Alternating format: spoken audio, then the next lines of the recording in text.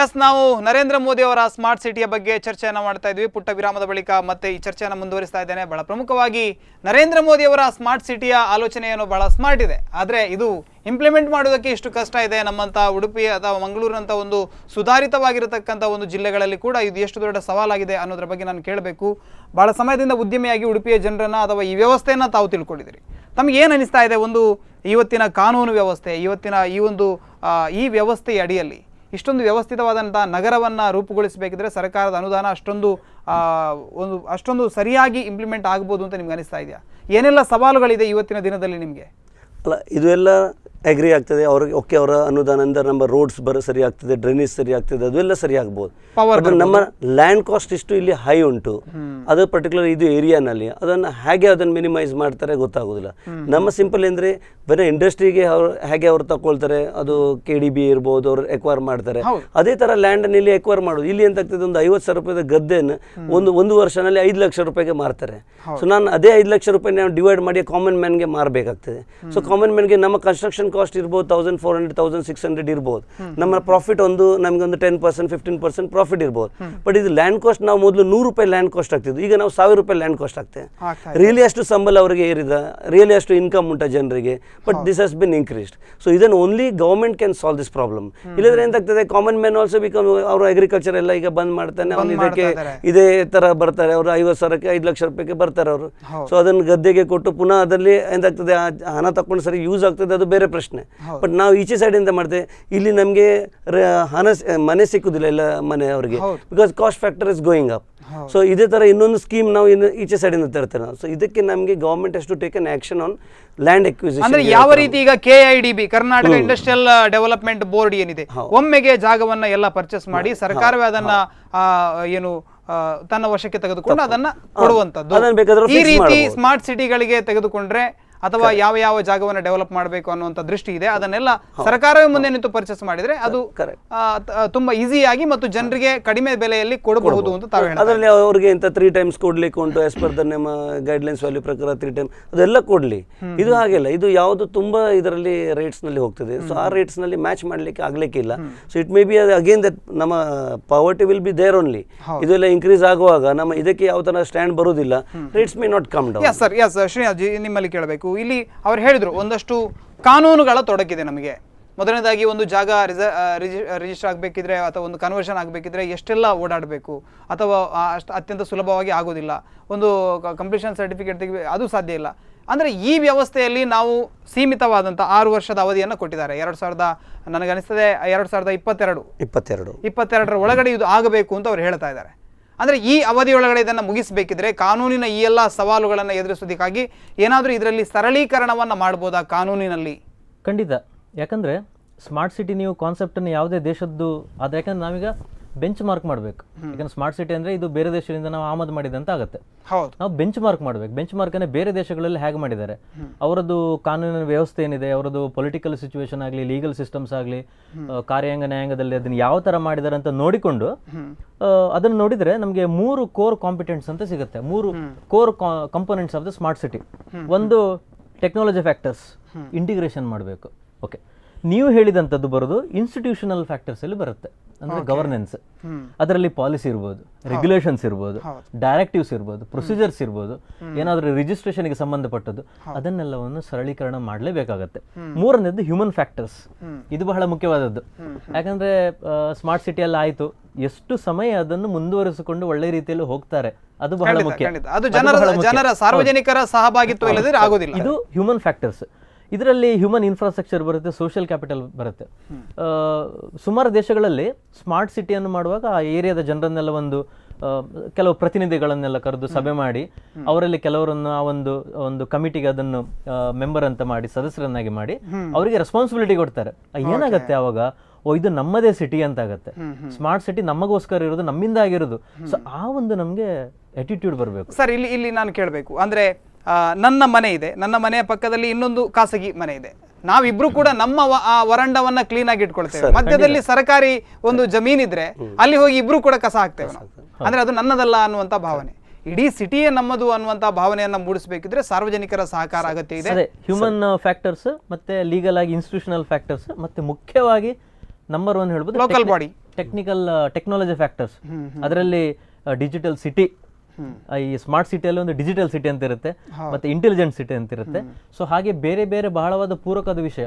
ಉದಾಹರಣೆಗೆ ಈಗ ಮಂಗಳೂರಾಗಲಿ ಉಡುಪಿ ಆಗಲಿ ಸ್ಮಾರ್ಟ್ ಸಿಟಿ ಮಾಡಬೇಕು, ಅದಕ್ಕೆ ಬಹಳಷ್ಟು ನಮಗೆ ರಿಸೋರ್ಸಸ್ ಬೇಕು, ಇನ್ಫಾರ್ಮೇಶನ್, ಭೌಗೋಳಿಕ ಭೌಗೋಳಿಕ, ಸಾಮಾಜಿಕ, ಫೈನಾನ್ಷಿಯಲ್ ಸಿಚುವೇಶನ್ ಬೇಕು, ಅದನ್ನು ಸರ್ವೆ ಮಾಡಬೇಕು, ಅದರ ಬಗ್ಗೆ ಸಮೀಕ್ಷೆ ಮಾಡಿ ಅದರ ಬಗ್ಗೆ ವಿವರಗಳನ್ನು ತಗೊಳ್ಬೇಕು. ಮತ್ತು ಇನ್ನೊಂದೇನೆಂದರೆ ಮಂಗಳೂರು ಮತ್ತು ಉಡುಪಿಗೆ ಬಹಳಷ್ಟು ವ್ಯತ್ಯಾಸಗಳಿವೆ. ಮಂಗಳೂರಲ್ಲಿ ಏನು ಮಾಡೆಲ್ ಮಾಡ್ತೀರಿ ಅದೇ ಮಾಡೆಲನ್ನು ಸ್ಮಾರ್ಟ್ ಸಿಟಿ ಮಾಡೆಲ್ನ ಉಡುಪಿಯಲ್ಲಿ ಮಾಡುವಾಗ ವಿಷಯಗಳಲ್ಲಿ ಸ್ವಲ್ಪ ವೇರಿಯೇಷನ್ ಇರ್ತದೆ, ರಿಸೋರ್ಸಸ್ ಅಲ್ಲಿ ವೇರಿಯೇಷನ್ ಇರ್ತದೆ. ಸೊ ಸ್ಮಾರ್ಟ್ ಸಿಟಿ ಮಾಡೆಲ್ ಒಂದೇ ಇರ್ತದೆ, ಅದರಲ್ಲಿ ಬಹಳ 6-7 ಮಾಡೆಲ್ ಮಾಡ್ತಾರೆ, ಬೇರೆ ಬೇರೆ ಕಾಂಪಿಟೆನ್ಸಿ ಮಾಡ್ತಾರೆ ಸ್ಮಾರ್ಟ್ ಸಿಟಿಯಲ್ಲಿ. ಸೊ ಅದೆಲ್ಲವನ್ನು ಆ ಬೇರೆ ಬೇರೆ ಸಿಟಿಗೆ ಸರಿಯಾಗಿ ಅಗತ್ಯಕ್ಕೆ ಅನುಗುಣವಾಗಿ ಮಾಡಬೇಕು. ನೀವು ಹೇಳಿದಾಗೆ ಜಾಗದ ಬಹಳಷ್ಟು ಸಮಸ್ಯೆಗಳಿರ್ತದೆ, ಇನ್ಸ್ಟಿಟ್ಯೂಷನಲ್ ಫ್ಯಾಕ್ಟರ್ಸ್ ಅಲ್ಲಿ ಬರ್ತದೆ. ಕೆಲವು ಈಗ ಸ್ಮಾರ್ಟ್ ಸಿಟಿ ಬೆಂಗಳೂರಲ್ಲಿ ಬರ್ತದೆ, it is a corporation, Mangaluru corporation. ಉಡುಪಿಯಲ್ಲಿ ಬಂದ್ರೆ ಉಡುಪಿ ಇಸ್ ನಗರಸಭೆ. ಸೊ ಹಾಗೇನಾಗುತ್ತೆ, ಅದರದ್ದು ಲಾಸ್ ಅಲ್ಲಿ ವೇರಿಯೇಷನ್ ಇರ್ತದೆ. ಸೊ ಅದಕ್ಕೆ ಸರಿಯಾಗಿ ನಾವು ಸರಳೀಕರಣ ಮಾಡಿದ್ರೆ ಖಂಡಿತವಾಗಿ ಇದರಿಂದ ಕಾನೂನಿನ ಸಮಸ್ಯೆಗಳನ್ನ ಇನ್ನಷ್ಟು ಸರಳೀಕರಣಗೊಳಿಸಬಹುದು ಅಂತ ಹೇಳ್ತಾರೆ. ಸರ್, ನಿಮ್ಮಲ್ಲಿ ಕೇಳಬೇಕು, ಇಲ್ಲಿ ನಾವು ಬಹಳ ಪ್ರಮುಖವಾಗಿ ಇವತ್ತು ಒಂದು ತಾವು ಟೂರಿಸಂನ ಬಗ್ಗೆ ಹೇಳಿದ್ರಿ, ಎಲ್ಲೆಲ್ಲಿ ಟೂರಿಸಂ ಅನ್ನು ಡೆವಲಪ್ ಮಾಡ್ಬೋದು ಅನ್ನೋದ್ರ ಬಗ್ಗೆ ಕೂಡ ಸರ್ಕಾರ ಆಲೋಚನೆಯನ್ನ ಮಾಡ್ತಾ ಇದೆ. ಆದರೆ ಇಲ್ಲಿ ಜನಸಂಖ್ಯೆಯನ್ನು ಗಮನಿಸಿದ್ರೆ ಎಲ್ಲ ಒಂದು ಕಡೆಯಲ್ಲಿ ಅಷ್ಟೊಂದು ಪ್ರವಾಸಿ ಕೇಂದ್ರಗಳು ಇರೋದಿಲ್ಲ. ಉದಾಹರಣೆಗೆ ಕೆಲವೊಂದು ಜಾಗಗಳಲ್ಲಿ ಜನಸಂಖ್ಯೆಯ ದಟ್ಟಣೆ ಹೆಚ್ಚಿರ್ತದೆ, ಅಲ್ಲಿ 5-6 ಸಾವಿರ ಜನ ಇರ್ಬೋದು. ಆದರೆ ಕೆಲವೊಂದು ಹಿಲ್ ಸ್ಟೇಷನ್ಸ್ಗಳಿವೆ, ಮಡಿಕೇರಿ ಇಂಥ ಕಡೆಗಳಲ್ಲಿ, ಅಲ್ಲಿ ತುಂಬ ಪ್ರವಾಸಿ ಕೇಂದ್ರಗಳಿವೆ, ಆದರೆ ಸರಿಯಾದ ಒಂದು ಸಿಟಿ ಡೆವಲಪ್ ಆಗಿರೋದಿಲ್ಲ. ಇಂಥ ಕಡೆಗಳಲ್ಲಿ ಆ ಜನಸಂಖ್ಯೆಯ ಏರುಪೇರಾಗಿರೋದನ್ನು ಸರಿ ಮಾಡುವಂಥ ಯಾವುದಾದ್ರೂ, ಅಥವಾ ಅವರಿಗೆ ಏನು ಕ್ರೈಟೀರಿಯಾ ಕೊಟ್ಟಿದ್ದಾರೆ ಅದರಲ್ಲಿ ಏನಾದರೂ ಅಡ್ಜಸ್ಟ್ಮೆಂಟ್ ಆಗ್ಬೋದಾ ಮುಂದಿನ ದಿನಗಳಲ್ಲಿ? ಖಂಡಿತ. ನೀವು ಹೇಳಿದಂಥ ಪ್ರವಾಸೋದ್ಯಮ ನೋಡಿದ್ರೆ ನಾವು ಅದಕ್ಕೆ ಲವಾಸವನ್ನು ಎಕ್ಸಾಂಪಲ್ ಆಗಿ ತಗೊಳ್ಬೋದು. ಇಂಡಿಯಾದಲ್ಲಿ ಬೆಂಚ್ ಮಾರ್ಕ್ ಮೊದಲು ಹೇಳಿದಾಗೆ ಅಲ್ಲಿ ಜನಸಂಖ್ಯೆ ಅಷ್ಟೊಂದು ಇರೋದಿಲ್ಲ, ಎಲ್ಲೋ ದೂರ ಇರ್ತಾರೆ. ಟೂರಿಸಮ್ಮಿಗೆ ನಾವು ಬಹಳಷ್ಟು ಒತ್ತು ಕೊಡಬೇಕು. ಸ್ಮಾರ್ಟ್ ಸಿಟಿಯಲ್ಲಿ ಅದನ್ನು ಇನ್ಕ್ಲೂಡ್ ಮಾಡಿಯೇ ಮಾಡಬೇಕಾಗ್ತದೆ. ಇತ್ತೀಚೆಗೆ ಒಂದು 2-3 ದಿವಸ ಡೊಲೆರಾ SIR ಅಂತ ಹೇಳಿ ಒಂದು ಗುಜರಾತ್ ಅಲ್ಲಿ ಆಗ್ತಾ ಇದೆ, ಅದರ ಬಗ್ಗೆ ಏನಾದರೂ ಇದೆಯಾ ಸರ್ ಮಾಹಿತಿ? ಓಕೆ, ಈ ಇತ್ತೀಚೆಗೆ 2 ದಿವಸದಿಂದ ಒಂದು ದೇಶ, ಪುಟ್ಟ ರಾಷ್ಟ್ರ, ಜನಸಂಖ್ಯೆ ಸಹ ಬಹಳ ಕಮ್ಮಿ ಇದೆ, ಆ ದೇಶದ ನೆಲಮಟ್ಟ ಮತ್ತು ಜಲಮಟ್ಟ ಸಮುದ್ರಕ್ಕೆ ಕೇವಲ 4 ಮೀಟರ್ ಮಾತ್ರ ಅಂತರ ಇದೆ. ಇನ್ನು ಹಾಗೆ ಮುಂದುವರೆದರೆ ಆ ದೇಶವೇ ಮುಳುಗಿ ಹೋಗೋ ಭೀತಿಯಲ್ಲಿದೆ. ಆ ದೇಶದ ವರಿಷ್ಠರು ಬೇರೆ ದೇಶಗಳ ಮುಖ್ಯಸ್ಥರನ್ನು ದೇಶದ ಈ ಟೂರಿಸಂ ಡೆವಲಪ್ಮೆಂಟ್ಗಾಗಿ, ದೇಶವನ್ನು ಉಳಿಸ್ಲಿಕ್ಕಾಗಿ ಒಂದು ಪ್ರಪೋಸಲ್ ಅನ್ನು ಕೊಟ್ಟಿದ್ದಾರೆ. ಸೊ ನಾನು ಈ ಉದಾಹರಣೆ ಯಾಕೆ ಕೊಟ್ಟಿದ್ದೆ ಅಂದ್ರೆ, tourism is very important for the economic development of a country.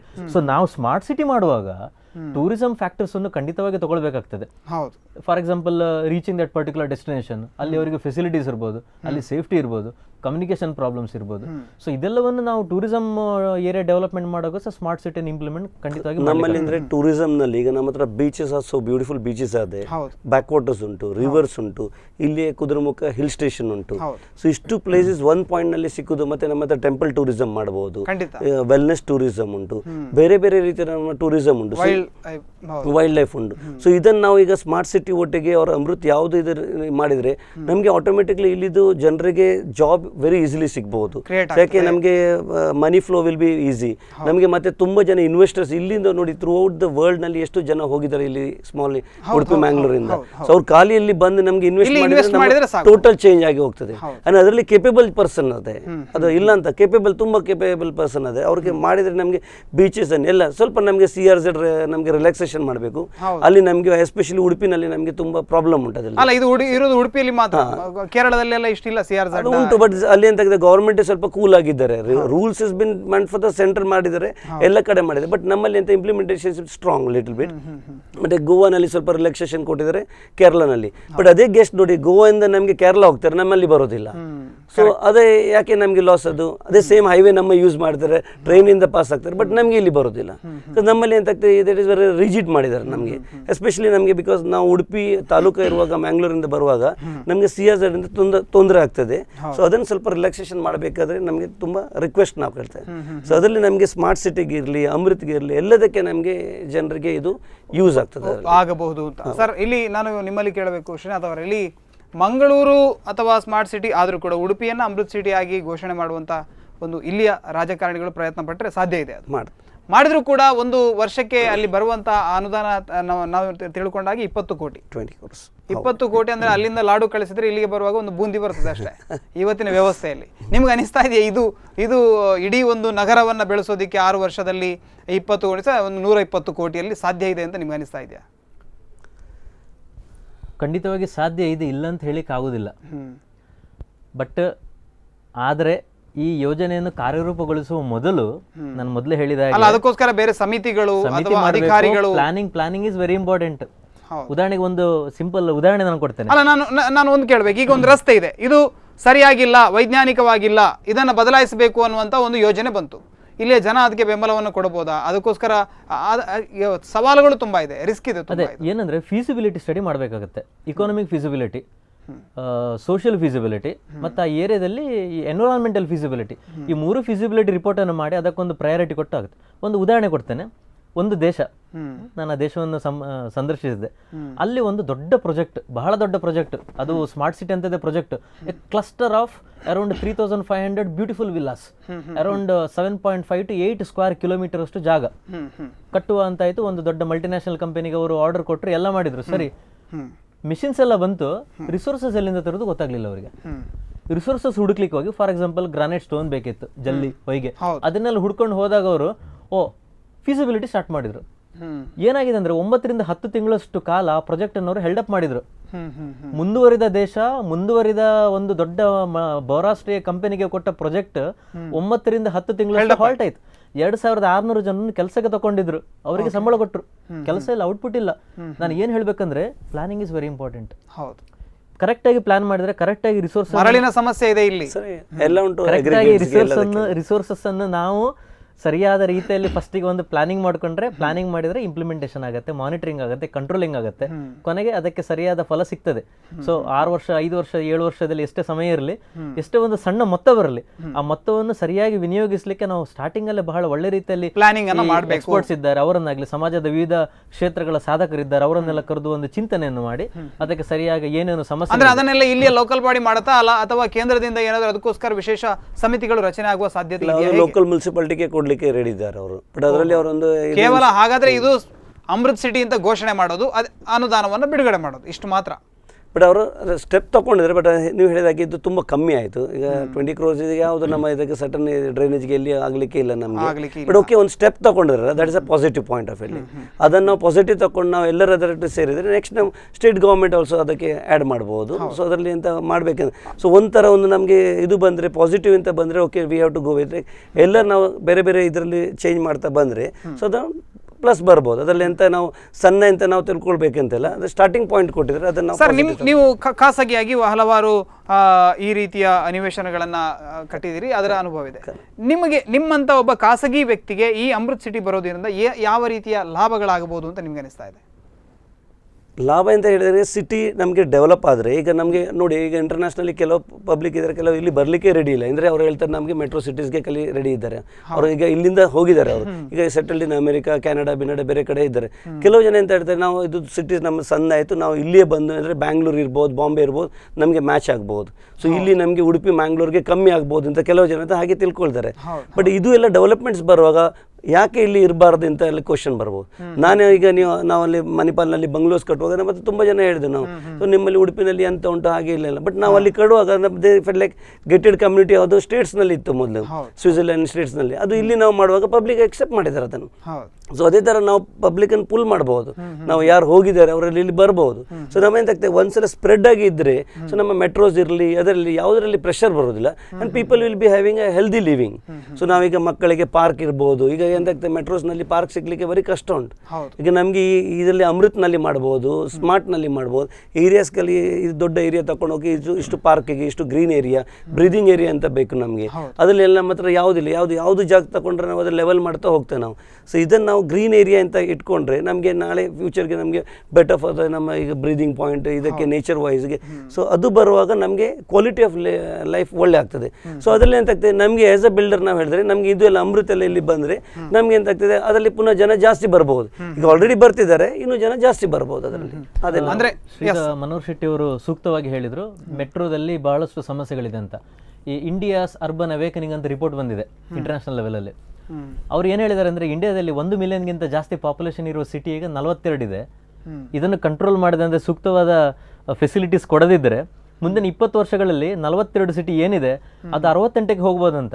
68 ಅಂದರೆ ಯುರೋಪ್ ದೇಶದ ಇರುವ ಸಿಟಿಯನ್ನು ನೀವು ಲೆಕ್ಕಾಚಾರ ಹಾಕಿದ್ರೆ ಅದಕ್ಕೆ ಮತ್ತೆ ಇದಕ್ಕೆ ಸರಿಯಾಗತ್ತೆ. 68 ಸಿಟಿ ಆಗುತ್ತೆ. 68 ಸಿಟಿಯಲ್ಲಿ ಯುರೋಪ್ ಖಂಡದಲ್ಲಿ ಎಷ್ಟಿದೆ ಅಷ್ಟು ಭಾರತದಲ್ಲಿ ಆಗಿಬಿಡುತ್ತದೆ. 20 ವರ್ಷದಲ್ಲಿ ಆಗತ್ತೆ. ಅದೇ ಹೇಳಿದ್ ನನಗೆ ಹೊರಿಜಾಂಟಲ್ ಡೆವಲಪ್ಮೆಂಟ್ ಇಲ್ಲ, ವರ್ಟಿಕಲ್ ಡೆವಲಪ್ಮೆಂಟ್ ಮಾಡಬೇಕು, ಸಸ್ಟೈನಬಲ್ ಆಗಿ ಮಾಡಬೇಕು. ಸಮಸ್ಯೆ ಇದೆ ಇದು. ಎಸ್, ಅಂದ್ರೆ ಈ ರೀತಿಯ ಸಣ್ಣ ಸಣ್ಣ ನಗರಗಳನ್ನ ಡೆವಲಪ್ ಮಾಡೋದ್ರಿಂದ ಅದನ್ನ ಕಡಿಮೆ ಮಾಡಬಹುದು ಅಂತ ಹೇಳ್ತಾ ಇದ್ದೀವಿ. ಖಂಡಿತವಾಗಿ. ಮತ್ತೆ ಇದರಲ್ಲಿ ಬಹಳಷ್ಟು ಈಗ ಒಂದು 2-3 ಉದಾಹರಣೆ ಕೊಟ್ಟಿದ್ದೆ ನಾನು ಕೇಸ್ ಸ್ಟಡೀಸ್. ಇಲೆಕ್ಟ್ರಿಸಿಟಿಯನ್ನು ಸೇವ್ ಮಾಡಿದ್ದಾರೆ. ಬೇರೆ ಬೇರೆ ಕಡೆಯಲ್ಲಿ ನೀರಿನ ಲೀಕೇಜ್ ಇರ್ಬೋದು, ಮತ್ತೆ ಆನ್ಲೈನ್ ನೀರಿನ ಬಿಲ್ ಕೊಟ್ಟಿದ್ದಿರ್ಬೋದು. ಸೊ ನೀವು ಸರದಿ ಸಾಲಿನಲ್ಲಿ ನಿಲ್ಬೇಕಂತಿಲ್ಲ. ಇವನ್ ನಿಮ್ಮದು ಏನೇ ಎನ್ರೋಲ್ಮೆಂಟ್ ಆಗಲಿ ಇದರಲ್ಲಿ everything is A control system. ಬೆಳಿಗ್ಗೆ 5 ಗಂಟೆಗೆ ಬೆಳಿಗ್ಗೆ 5 ಗಂಟೆಗೆ ಹೋಗಿ 6 ಗಂಟೆಗೆ ಹೋಗಿ ಸರದಿ ಸಾಲಿನಲ್ಲಿ ನಿಲ್ಲುವ ಅವಶ್ಯಕತೆ ಏನು ಬರುವುದಿಲ್ಲ ಇದರಲ್ಲಿ. ನೆಮ್ಮದಿ ಕೆಡಿಸುವಂತ ನೆಮ್ಮದಿ ಕೇಂದ್ರಗಳ ಅಗತ್ಯ ಈಗ ನೋಡಿ, ಈಗ ನಾವು ಒಂದು ಇಲ್ಲಿಯೇ ಉಡುಪಿನಲ್ಲಿ ಬ್ರಹ್ಮಗಿರಿ 441 ಫ್ಲಾಟ್ಸ್ ಮಾಡಿದೆ. 441 ಕಡೆ ಒಂದು ಮಾಡುವಾಗ 3.5 ಎಕರೆನಲ್ಲಿ ಅದೇ 441 ಊರು ಇಡೀ ಆಗ್ತಿತ್ತು. ಸೊ ಅದರಲ್ಲಿ ಎಷ್ಟು ಎನ್ವೈರ್ಮೆಂಟ್ ಇಫೆಕ್ಟ್ ಆಗ್ತಿತ್ತು ಅದರಲ್ಲಿ. ಸೊ ಅದರಲ್ಲಿ ಅಷ್ಟು ಮರ ಹೋಗ್ಬೇಕಾಗ್ತದೆ, ಮಣ್ಣಿಗೆ, ನೀರಿಗೆ, ಎಲ್ಲದೇ ಡಿಸ್ಟರ್ಬ್. ಇದು 1 ಪಾಯಿಂಟ್ ನಲ್ಲಿ ಇರುವಾಗ ಇಷ್ಟು ಜನಕ್ಕೆ ಎಲೆಕ್ಟ್ರಿಸಿಟಿ ಇದು ಎಲ್ಲ ಬೆಟರ್. ಎಸ್, ಇದರ ಬಗ್ಗೆ ಇನ್ನಷ್ಟು ಚರ್ಚೆ ಮಾಡ್ತೇನೆ. ವೀಕ್ಷಕರ, ಪುಟ್ಟ ವಿರಾಮದ ಬಳಿಕ ಕಾರ್ಯಕ್ರಮ ಮತ್ತೆ ಮುಂದುವರಿಯುತ್ತೆ.